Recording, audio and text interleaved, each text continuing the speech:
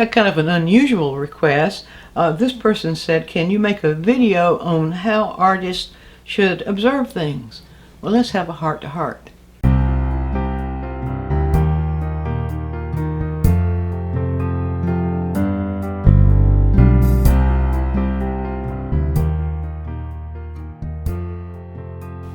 One thing that artists need to learn to do to become better artists is to see the world according to the visual vocabulary.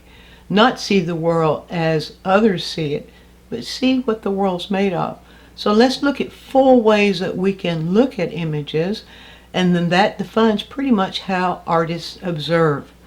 First of all, look at this image. What do you see?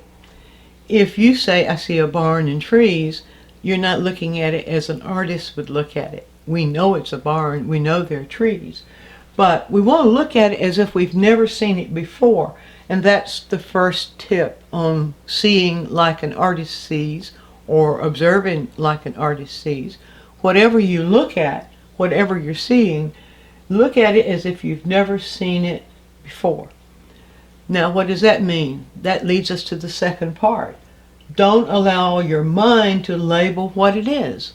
So if you look at it as if you've never seen it before, you don't allow your mind to label what it is, then what are you looking for? And that leads us to the third part, and that is switch your attention to the variations of color and values you're seeing. That's the first thing. So if we're not seeing a red barn, if we call it a red barn, that's labeling what we're trying to avoid doing. But if we're not labeling it a red barn, or even calling it a barn, but we're looking, first of all, we're just seeing what variations of colors am I seeing?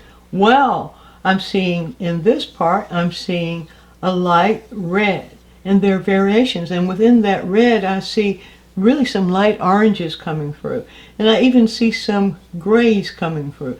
I get down in here and the red goes away. What am I looking at there? I'm looking at very dark. It has some red in it, but it has some, perhaps some green in it too, or it might even have some purple in it. That's what I mean. Don't take to it your ideas, but approach it as if you've never seen it before. And you'll be surprised how your eyes will open up. Same thing here. If you call it a tin roof, it's not going to tell you anything. You know it's a tin roof. But then if you start exploring that in terms of color, then you might see that there are purples and ceruleans and other colors here, and that this is really a darker value than this part of the roof, which actually has maybe some pinks and maybe a little bit of blue reflecting in it. That's only color. And the other part of that is what value is it that you're looking at? The color, the value of the color. In this case, we talked about the same subject right here. A much lighter value here, and actually a different color because it's reflecting something different than this is. This is a much darker value, and you might even call that in your mind. That value is kind of halfway between this and this. So you think of values in terms of comparison, value contrast, the difference between this value and this value, the difference between this value and this value. The same thing here, that even though that's just one side is all painted the same with the same paint, this is a lighter value, this is a much darker value, and this is actually a different color than this. So look for those variations in colors, variations in values. And then, and this is one of the most important things, detect the light source. Where is the light source? I'm calling it the source of light, light source, it doesn't matter. Where is it located? First of all, what is it? Is it an overcast sky? Or is it a direct light source? Is it the sun? Is it the sun that is half overcast? Or is it, if you're on the interior, is it a lamp? Is it a candle? What is the light source? And where is it? Where it is determines how you see this.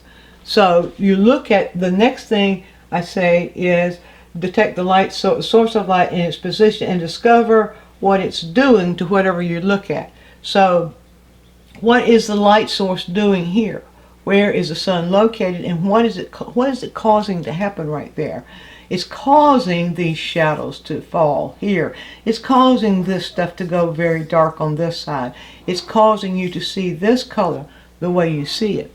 So if you remember those four things of look at anything you look at as if you've never seen it before. Look at it as if it's totally the first time you've seen it. Don't allow your mind to tell you what it is. Just look at it. And that means you don't label it. You don't say barn, trees, path, whatever. But you just simply allow your eyes to see what it's made of. And then you switch your attention to the variations of colors, variations of values. Then you detect the light source, and you find out what the light source in its location and its brilliance. What is the light source doing that's causing you to see the subject the way you see it? I believe if you will develop the habit of seeing in those four ways, you'll find that you'll discover many other things too, and you certainly will be observing like an artist. Hope you enjoyed this quick tip. If you have questions or a suggestion for a quick tip, leave us a comment right down here in the YouTube comment box. And take a trip over to DianneMize.com and look at all the things we have there for you, including full-length video tutorials. And while you're there, sign up for our newsletter so you'll always be informed of our latest adventures. And thanks for watching.